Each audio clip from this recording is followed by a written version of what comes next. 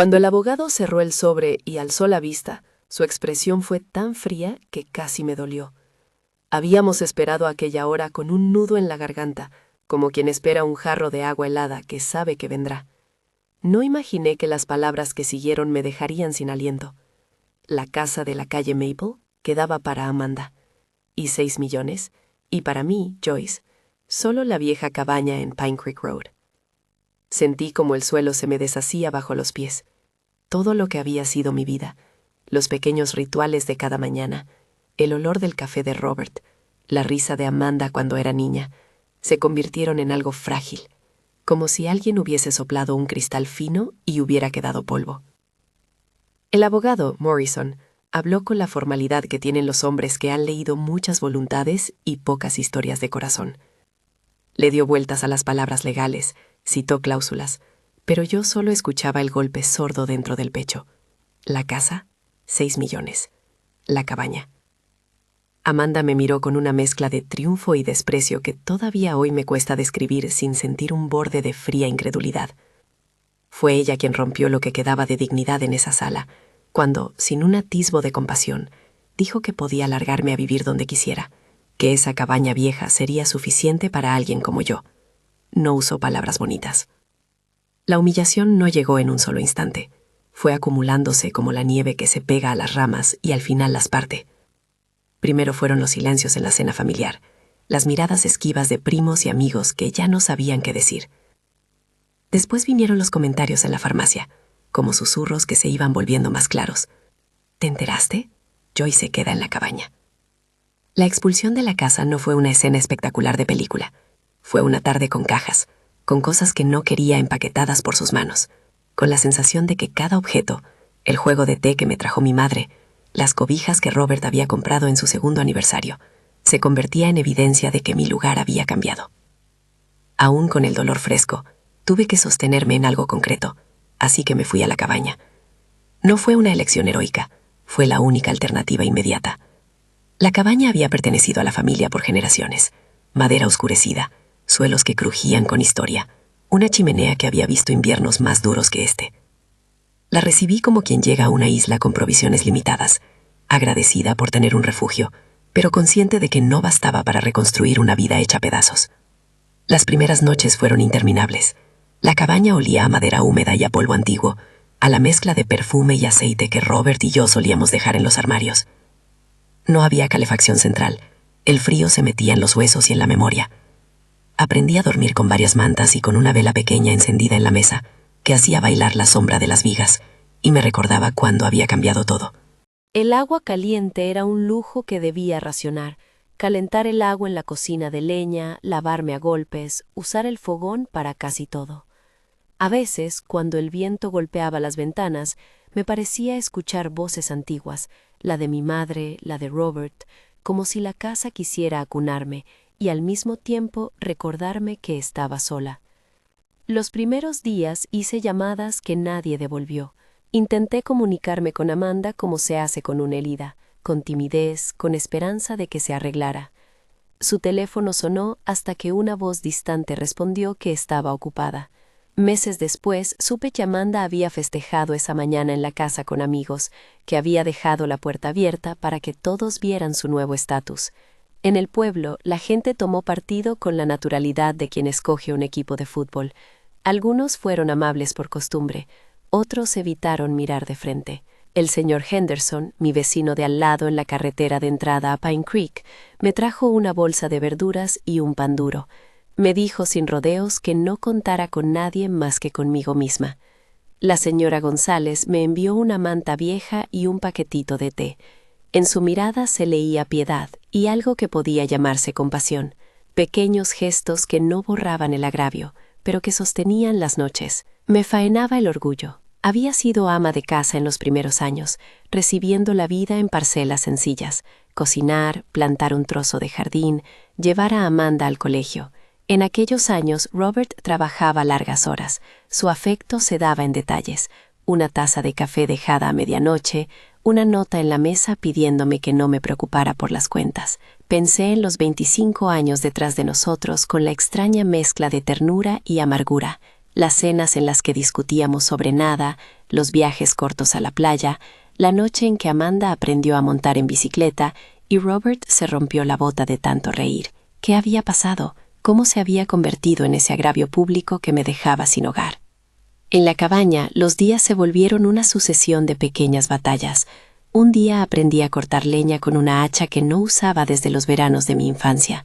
Otro descubrí que la nevera sucumbía a la primera pérdida de electricidad, calentar el agua, recomponer las mantas, aprender a coser una almohada rota, obras de supervivencia que me descendieron pasos a la vez al terreno de lo básico. Al principio me rehusé a aceptar la caridad. Después, sin embargo, acepté oler el dinero ajeno como algo ajeno que no podía tocar. Amanda tenía recursos, lo demostraban esos rumores de cenas y viajes. Yo, por mi parte, tenía la cabaña, el corazón hecho jirones y una discreta determinación que se iba volviendo más evidente con cada día. Una tarde, mientras ordenaba la despensa, me encontré con un rincón del sótano que había descuidado. Entre trastos viejos y una caja de herramientas oxidada, sobresalía una lata con tapa que, por alguna razón, no recordaba haber visto antes. Olía a aceite y a papel antiguo. Al abrirla, mis dedos toparon con algo frío. Una llave pequeña y bastante pesada, con una anilla en la que se distinguía un número apenas marcado. La llave no parecía de la cabaña. Su diseño era práctico, industrial, como la que usaría un viejo armario metálico o una caja fuerte. Me sorprendió a mí misma al sonreír de forma involuntaria. En medio del frío y el abandono, había hallado un objeto que prometía un secreto. No supe por qué, pero sentí el instinto de buscar. El sótano de la cabaña era un lugar de sombras y recuerdos. Cajas etiquetadas con fechas, aquel reloj de pared que se había parado en la noche de nuestra boda, botellas polvorientas que alguien, probablemente mi abuelo, había guardado por nostalgia. Empecé a palpar las paredes, notando cómo la piedra y la madera se encontraban en un borde áspero. Fue una búsqueda paciente, con las manos frías y el corazón latiendo más rápido por una mezcla de curiosidad y esperanza. Detrás de una tabla suelta, donde la pared tenía una costura rara, la llave encajó como si hubiese sido hecha para aquel lugar. La cerradura se abrió con un leve giro que retumbó en el silencio. Detrás, una puerta pequeña, apenas perceptible si no se hubiese buscado con atención. La respiración me faltó. No había brillo de oro ni lámparas resplandecientes. Lo que encontré fue una caja metálica empotrada en la pared, con documentos atados con una cinta. En la parte superior, como si su autor hubiera querido asegurar que nadie lo abriese sin leer antes una verdad, había una carta con mi nombre escrito a mano. La letra de Robert siempre había tenido inclinación hacia la izquierda, un trazo firme y cariñoso. Reconocerla me sacudió el alma. Leí la carta en voz baja, como si sus palabras pudieran hacerse más reales si vibraban en el aire. No puedo reproducirla palabra por palabra. Lo que sí puedo decir es que en esos pliegos Robert explicaba, con una mezcla de ternura y determinación, que no todo lo que él había hecho era lo que parecía. Me habló de previsión, de evitarme la exposición a acreedores desconocidos y de una forma tosca de protegerme del derrumbe si Amanda tomaba decisiones impulsivas. Me confesó que había guardado documentos relevantes en la cabaña porque sospechaba que el ruido y la ostentación podrían nublar los ojos de quienes miraban solo la superficie. Su carta pedía que si alguna vez yo estaba lo suficientemente fuerte para leer entre líneas, supiera que él había planeado un resguardo. Dentro de la caja había varios papeles, escrituras, correspondencia reciente con una compañía que mostraba interés por ciertos derechos sobre la tierra y lo que llamó mi atención de inmediato, un título que hablaba de derechos minerales sobre un conjunto de extensiones de terreno que yo, en un principio, no asociaba con la cabaña. Decía de forma técnica que ciertas parcelas, que en la cartografía aparecían como adyacentes a la propiedad conocida, estaban sujetas a derechos reservados que pertenecían, de algún modo, a la familia. Había fechas, nombres de despachos y sellos que sugerían que alguien, hacía no mucho, había preguntado por esos terrenos con intenciones que no tenían nada de cordiales. Mi primera reacción fue de escepticismo. ¿Minerales? ¿Derechos sobre algo que ni siquiera sabía nombrar? pero al ver la correspondencia reciente comprendí que no era un pasado polvoriento, sino un elemento activo. Había una carta de una compañía que exploraba el área, mencionando estudios geológicos y la posibilidad de explotar ciertos recursos, y, casi al final, una nota que pedía información adicional a la antigua dirección en la que vivíamos. Era como si alguien hubiese mirado hacia nuestra parcela y hubiera pensado, aquí hay valor, y ese valor, por una razón que todavía no entendía del todo, estaba ligado a lo que Robert había guardado. Sentí entonces una mezcla potente de rabia y alivio. Rabia porque la apariencia había sido usada como arma contra mí, y alivio porque, si la carta de Robert decía la verdad en su intención, él había sembrado una protección que yo no había sabido ver. Entre las hojas también encontré un mapa viejo con marcas y anotaciones casi ilegibles, señales de ríos, de colinas, y en un rincón una nota con la palabra verificación. Me lo llevé todo a la mesa de la cocina, con la vela crepitando al lado, y pasé horas releyendo, subrayando mentalmente posibles significados. Las emociones no eran lineales. En un momento lloré desconsolada por la traición de Amanda, por la idea de haber sido desterrada de la casa que había levantado con mis manos. Al rato, el asombro se transformó en determinación. Si Robert había pensado en protegerme, debía honrar esa previsión con prudencia y calma. Guardé los documentos en una caja de galletas metálica y la cerré. La llave volvió a su lugar en mi bolso. Me acosté temprano, con la cabeza llena de nombres de abogados que aún no conocía y de la imagen de Amanda celebrando mientras yo temblaba bajo las mantas. Esa noche soñé con Robert. No era un sueño nítido, más bien una sucesión de momentos cotidianos. Él riendo con las manos en los bolsillos, ayudándome a plantar un rosal, que se mezclaban con imágenes de mapas y palabras subrayadas. Me desperté con la sensación de que debía moverse con cautela, no por miedo, sino por respeto a lo que él había intentado construir en silencio. Al amanecer, con la cabaña aún envuelta en niebla, caminé hasta la carretera y me senté en el bordillo para ver cómo el día despertaba el pueblo. Pensé en Amanda. La veía en la distancia, ocupada en su mundo nuevo, y una parte de mí ardía con preguntas que necesitaban respuestas. ¿Había sabido Robert que ella gastaría sin medida? ¿Planeó todo para protegerme, aunque eso implicara que ella recibiera un beneficio inmediato? Las posibilidades eran muchas y ninguna lo suficientemente clara para actuar sin medir. Tomé la decisión de no precipitarme. No llamé a un abogado esa misma mañana. En su lugar, hice algo que siempre había evitado por timidez. Hablé con vecinos. Entré en la cafetería del pueblo, donde la barra olía a pan recién hecho, y pregunté con voz baja por personas que hubieran conocido a mi marido en los últimos años. El señor Peterson, que era abogado y tenía la costumbre de leer el periódico con más interés que nadie, me miró con curiosidad. No le conté todo. Le expliqué que había encontrado documentos y que necesitaba que alguien revisase su veracidad. Él aceptó, con esa mezcla de profesionalidad y humanidad que solo tienen aquellos que no venden promesas, que nos dijo que podía mirar los papeles. Antes de que pudiera relajarme por la mínima tregua, la noticia de mi descubrimiento corrió por el pueblo con la velocidad de un rumor seco. Algunos me miraron con asombro, otros con cautela. La señora González, cuando supo que había encontrado algo en la cabaña, me trajo un sobre con galletas caseras y me dijo como si fuera lo más natural del mundo: Robert siempre fue un hombre de planes, no me extraña. Sus palabras me dieron una extraña mezcla de consuelo y una sensación de que ya no podía quedar en silencio. Había algo que necesitaba comprobar fuera de mi cabeza. Esa tarde, antes de que la luz se hiciera tenue, abrí uno de los sobres más técnicos que había hallado, una carta dirigida a nuestro apellido, enviada por una firma que describía intenciones de exploración. No entendí todos los tecnicismos, pero la intención estaba clara. Alguien veía valor en la tierra. Mis manos temblaron un poco mientras volvía a colocar todo en la caja metálica. Sabía que debía ser prudente.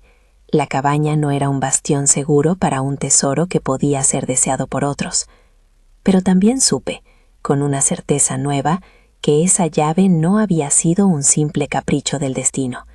Era una puerta a algo mayor, y por primera vez desde la lectura del testamento, la palabra posible se filtró en mi cabeza con un brillo que no conocía.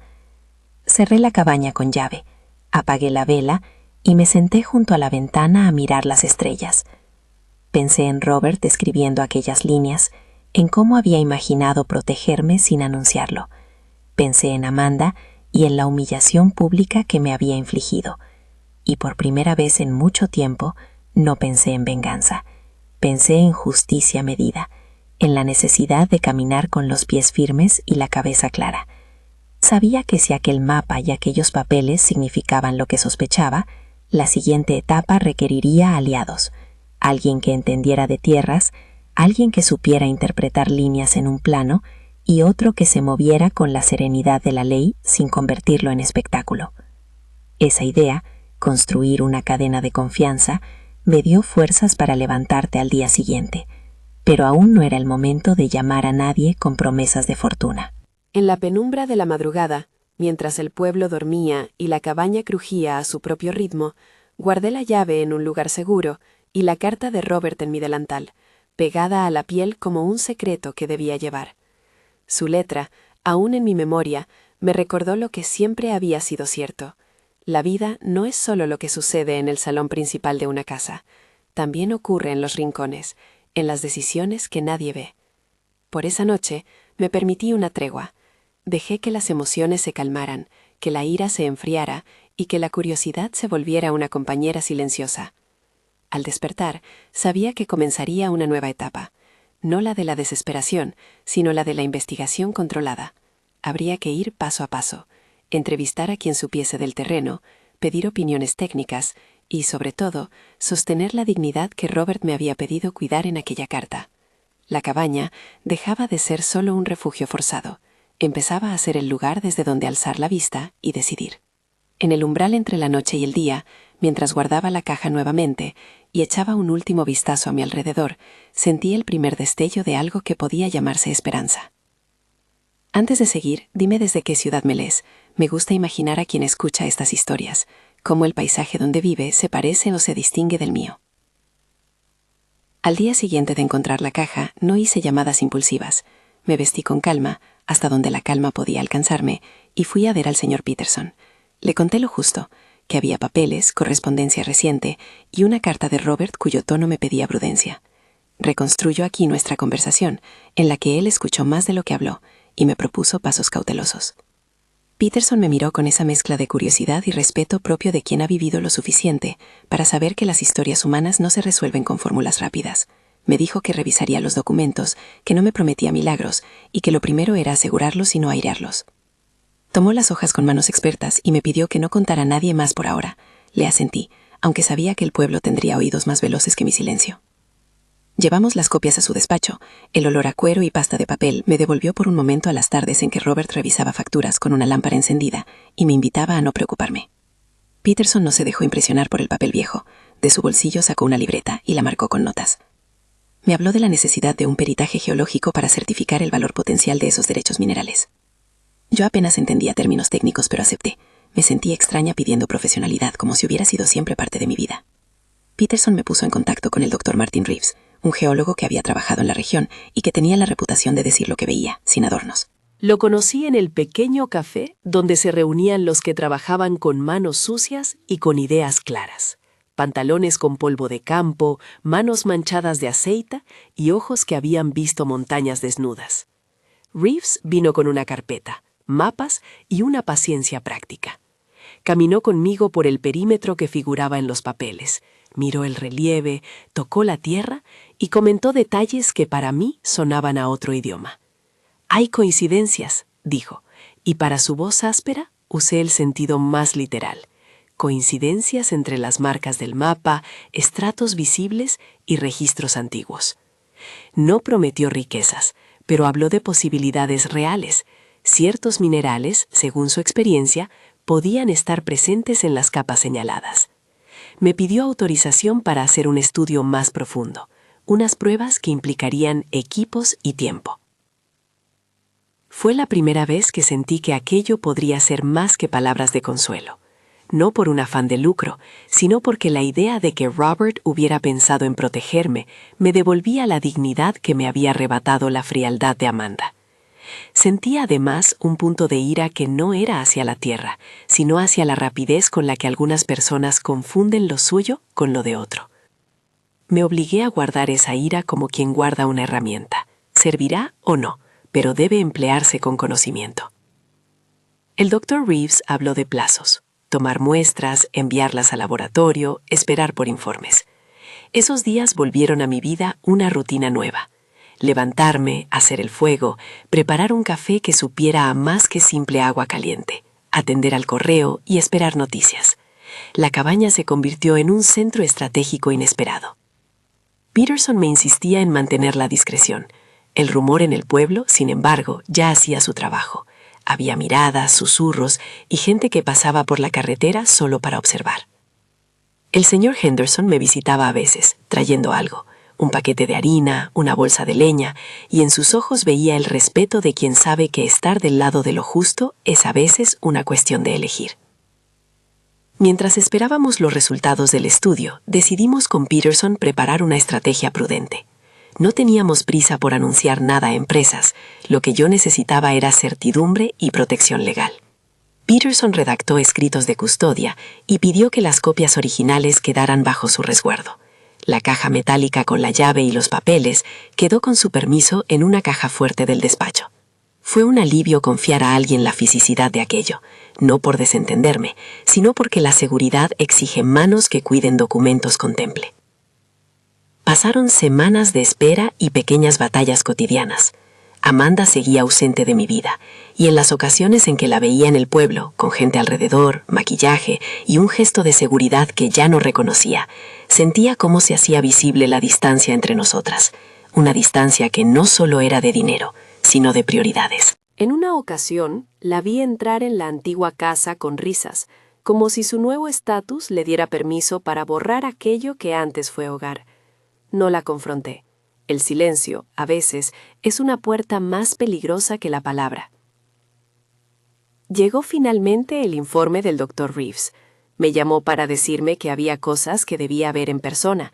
Lo visité en su oficina, y él desplegó los planos con la concentración de quien está descubriendo una lengua en la que puede leerse algo valioso. Había hallazgos en las muestras, indicios de la presencia de minerales que, en la zona y según los análisis preliminares, podían tener interés para compañías de exploración. Reeves fue cuidadoso, no pronunciaba cifras, hablaba de rangos de posibilidad y de la importancia de una evaluación profesional adicional. No es una mina de sitio y ya, dijo, con su voz seca, pero es algo que con un estudio y una aproximación seria tiene valor. Sus palabras activaron en mí una mezcla de alivio y vértigo. Alivio porque la suposición que había sentido en la cabaña parecía tener sustento. Vértigo porque aquello abría un mundo nuevo de decisiones que yo no había pedido, pero que debía afrontar. No quise actuar sola. Con Peterson decidimos tomar dos caminos simultáneos: encargar un informe más profundo y al mismo tiempo comenzar a recibir propuestas en un marco controlado. Peterson me recordó que muchas empresas buscan oportunidades y que, sin la protección adecuada, uno puede aceptar la primera propuesta por desesperación. Le escuché con la calma que da la experiencia. «Tenemos que estructurar esto de modo que asegure su patrimonio», me dijo, y en esa frase no hubo promesas, solo una voluntad metódica de proteger. Las semanas siguientes estuvieron llenas de reuniones. Llegaron representantes de empresas. Algunos fueron correctos, otros mostraron un entusiasmo que olía a prisa. Las conversaciones tenían siempre el mismo ritmo. La empresa hablaba de posibilidades, nosotros remitíamos a informes y condiciones. Peterson evaluaba y filtraba, y yo aprendí a escuchar términos que antes me hubieran resultado ajenos. En una de esas sesiones, frente a una mesa larga donde se alternaron folletos con fotos satelitales y cafés fríos, recibimos una oferta preliminar de una compañía interesada en licenciar los derechos. No eran promesas de riqueza instantánea, eran contratos complicados, que hablaban de pagos, de plazos, de regalías. Peterson me pidió que respirara, y que no firmara nada sin que él lo revisara. A veces la prudencia es una palabra que suena lenta cuando lo urgente quiere apresurarnos. En paralelo, dentro de mí, se desarrolló una batalla íntima. Tener recursos potenciales significaba poder reparar la fragilidad material que la expulsión me había dejado. Significaba seguridad, sí, pero también la confrontación con Amanda. ¿Qué haría si ella volvía en busca de ayuda? La idea de ofrecerle algo, sabiendo cómo me había tratado, producía una mezcla de compasión y resistencia. Pensé en Robert y en su carta. Recordé su insistencia en que yo debía preservar la dignidad antes que buscar humillación. Ese recuerdo me clavó en el eje de la decisión. Haría justicia con medida, no venganza. Las ofertas vinieron y se fueron. Algunas fueron poco respetuosas, otras demasiado técnicas. Finalmente, y tras varias rondas de negociaciones, con la guía prudente de Peterson, logramos una estructura que me pareció equilibrada. Un acuerdo de licencia con pagos iniciales y una cláusula de regalías futuras, además de protecciones en caso de que se dieran cambios en la explotación de esos recursos. No entraré en tecnicismos. Cualquier detalle legal que agregue aquí sería una expansión narrativa y no un asesoramiento. Lo que importa es que gracias a la calma en la mesa y a la voluntad de no precipitarme, conseguí una seguridad económica real y la posibilidad de ingresos a futuro. Sentí por primera vez desde la lectura del testamento que sostenía algo que no se me escaparía de las manos. El día que firmamos, el sol entraba frío por la ventana de la oficina de Peterson. Había fichas de café todavía en la mesa y en mi bolsillo la llave que había abierto la caja en la cabaña. Cuando plasmé mi firma, sentí no victoria loca, sino una especie de restitución serena. No era venganza, era reparar lo dañado. Peterson, con esa modestia que le caracteriza, me abrazó la mano y dijo que había hecho bien en no correr. Reeves me mandó un mensaje con un emoticono sobrio y una frase lista. Buen trabajo, señora Joyce. Aquellas palabras fueron como un reconocimiento técnico que para mí tenía un peso humano. La ciencia, la ley y la paciencia se habían alineado. Con el cierre del acuerdo, llegó la primera entrada de dinero, suficiente para pensar en una vida confortable sin depender de las expensas del capricho de nadie. No lo gasté todo. Compré lo indispensable y guardé una parte en inversiones seguras que Peterson supervisó. Compré una vivienda pequeña, una casa cerca del pueblo, con una terraza donde pudiera plantar rosales, y dejé la cabaña como un lugar de memoria, un pedestal de lo que había sobrevivido. Elegí deliberadamente no hacer gala de nada. No quería pancartas ni demostraciones. Preferí un cambio tranquilo, con amigos cercanos, y esa sensación suave de que podía volver a respirar. Pero la historia no termina con la firma. Amanda reapareció. Como antes. Abrupta, con la mirada enrojecida por la noche sin dormir y la voz hecha de urgencia. La encontré en la puerta de la casa de la que la habían echado. Según me contó después, la mala fortuna con inversiones había dejado su liquidez en números rojos y su pedido fue directo. Ayuda para salir del bache. No vino con excusas elegantes. Vino con la cabeza baja y el orgullo hecho trizas. La primera conversación fue para ambos un ejercicio de contención. Ella habló de errores, de noches de insomnio, de amigos que dejaron de responder y de una sensación de vacío que no había previsto. Yo escuché, porque parte de mi decisión de proteger la dignidad era también la decisión de no convertir la misericordia en un espectáculo. Le ofrecí lo que había pensado muchas noches, un préstamo con condiciones claras. Reconstruyo la oferta en términos generales para no presentar detalles legales concretos. Le propuse una ayuda financiera que no sería caridad, sino un préstamo con plazos y una condición que para mí era esencial: trabajo voluntario en la propiedad y una reparación pública. No pedí humillación, pedí responsabilidad. También pedí una disculpa sincera, no un gesto de cara a la galería, sino algo que hablara del reconocimiento del daño hecho. Amanda aceptó, aunque vi en su rostro la mezcla de alivio y vergüenza. No fue una aceptación rápida ni cómoda, fue un paso hacia algo que sabía que le costaría. El acuerdo con Amanda no fue un documento frío, fue, más que nada, un contrato de convivencia que nos obligó a mirarnos. Ella comenzó a venir a la propiedad, primero haciendo trabajos ligeros de jardinería, reparando vallas, aprendiendo a coser mantas que parecían destinadas a la basura. Fue una transformación lenta y sincera. Al principio trabajaba con resquemor, sus manos no se adaptaban a la humildad del trabajo manual, pero con el tiempo esas manos se fortalecieron. Le pedí que además asistiera a reuniones familiares, en las que hablaríamos, con respeto, de lo que había pasado.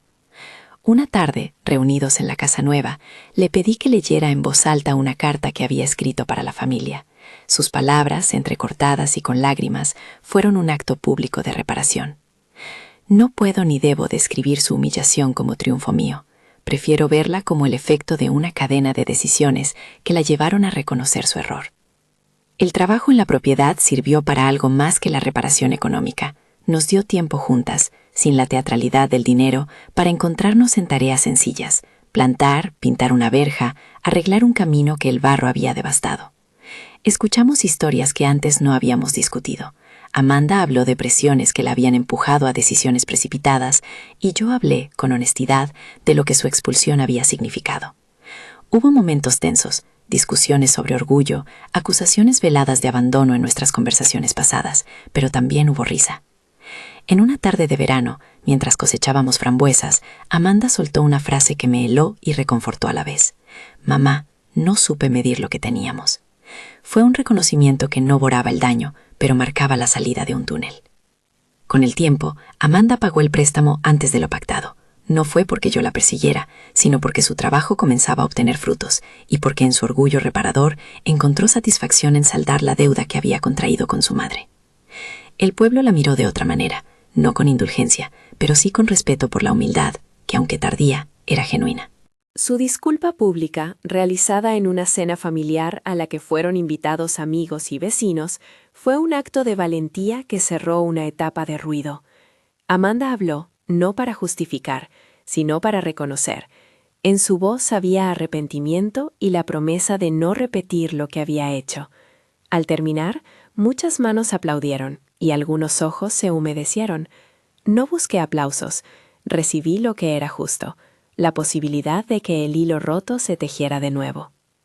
Mientras tanto, yo fui reconstruyendo mi vida con lentitud. Compré la casa que me ofrecía una terraza y luz por la mañana. Puse rosales y una pequeña mesa donde escribir ocasionalmente. Devolví favores a quienes me ayudaron en la cabaña. Invité al señor Henderson a tomar té en la casa nueva. Llevé una cesta de fruta a la señora González y organicé un almuerzo para Peterson y Reeves en agradecimiento por su discreción y profesionalidad.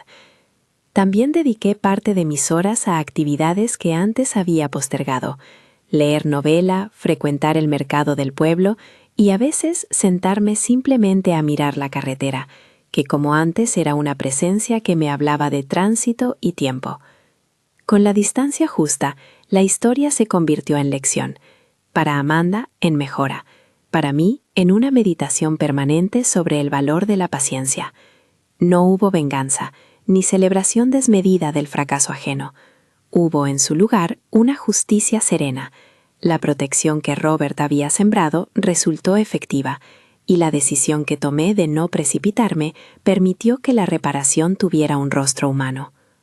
Hubo noches, confundida con la calma, en que volvía a la cabaña, no por nostalgia, sino para recordar el punto de quiebre.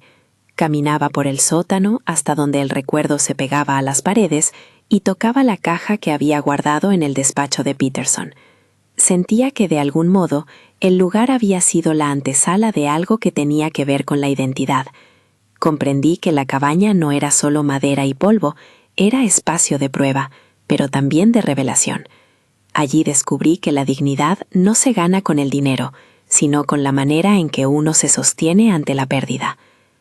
En el proceso también aprendí a perdonar, no como un acto de debilidad, sino como una decisión que libera al que perdona tanto como al que recibe el perdón. Perdoné a Amanda no inmediatamente, ni sin memoria. Perdoné cuando vi que su arrepentimiento se traducía en acciones, en voluntad de enmendar, en constancia. El perdón, en mi caso, vino acompañado de límites. El préstamo fue reembolsado. El trabajo hecho, la disculpa pública pronunciada.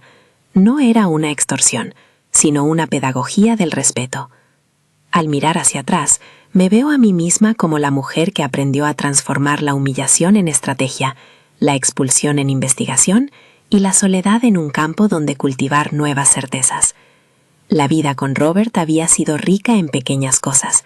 Su previsión, tan discreta, se convirtió en la herramienta para reconstruir lo que creía perdido. Él, en su carta, había pedido que yo cuidara mi dignidad. Interpreté esa petición como un permiso para actuar con la prudencia que la situación exigía. La gente del pueblo a veces me pregunta si me arrepiento. Mi respuesta es siempre la misma, no del camino que tomé, sino de lo que tardé en reconocer la necesidad de cuidar mis asuntos. Si algo hubiese hecho diferente, habría pedido ayuda antes, habría hablado menos con miedo a la humillación, pero esas son conjeturas que la vida desactiva con hechos. Lo que sé con certeza es que la cabaña fue el lugar donde aprendí a mirar más allá de una puerta cerrada, y que la llave que encontré fue en sentido literal y simbólico un acto de confianza de Robert. En el epílogo de esta historia hay para mí una tranquilidad que no es arrogancia, sino aceptación. Amanda y yo no somos las mismas que éramos antes. Esto no significa que la relación sea perfecta, sino que ahora está basada en responsabilidades compartidas y en una nueva honestidad. Nos sentamos a veces en la terraza de mi casa a tomarnos un té. Hablamos de cosas banales y de proyectos pequeños, como plantar un nogal en el fondo del jardín. Reímos, a veces discutimos y sobre todo aprendimos a construir una tregua que funciona. Si tuviera que dar una única lección, diría algo que suena sencillo. No subestimen los planes silenciosos de quienes aman. Robert, en su manera discreta, hizo algo que no cabía en una lectura pública de testamento. Preparó un resguardo que reclamó paciencia y discernimiento para ser descubierto. No lo vio todo por mí, claro, pero dejó una llave que abrió una puerta hacia la posibilidad de reparación. Hoy, al cerrar esta historia, pienso en las mujeres que han pasado por humillaciones similares, en quienes han descubierto que la comunidad puede ser fría y la familia a veces traicionera. Les digo que la dignidad no se resume en posesiones, se sostiene en la manera en la que actúas cuando nadie aplaude. Si alguien ha de aprender algo de mi experiencia, ojalá sea esto. La paciencia y la estrategia prudente pueden ser más poderosas que la venganza. No digo que sea fácil. Fue una senda llenísima de noches largas y decisiones que me costaron. Pero valió la pena mantener la compostura y elegir la justicia con medida. Antes de despedirme, quiero agradecer a quienes me acompañaron. Al señor Peterson por su discreción y sentido común. Al doctor Reeves por su honestidad científica. Al señor Henderson y a la señora González por pequeños gestos que sostuvieron la vida. A Linda, Margaret y Sara por su apoyo silencioso. Y en un lugar aparte, a Robert, cuya carta me empujó a creer que la previsión era un acto de amor. Todo eso no borra la herida, pero la cicatriz hoy es un recordatorio de lo que conservar. Si algo de mi historia resuena contigo, compártelo en los comentarios. Cuéntame desde qué ciudad me sigues y, si te apetece, comparte una experiencia de traición y reconciliación que hayas vivido o presenciado. Me gustaría leer cómo otros han aprendido a juntar las piezas cuando el mundo parecía romperse. No prometo respuestas, solo compañía y el respeto de quienes han pasado por caminos difíciles. Gracias por quedarte hasta aquí. Me despido con gratitud y con la certeza de que, aunque la soledad al principio me dejó con una cabaña y con el alma herida, aquel rincón fue la antesala de una vida reconstruida con paciencia, justicia y, sobre todo, dignidad.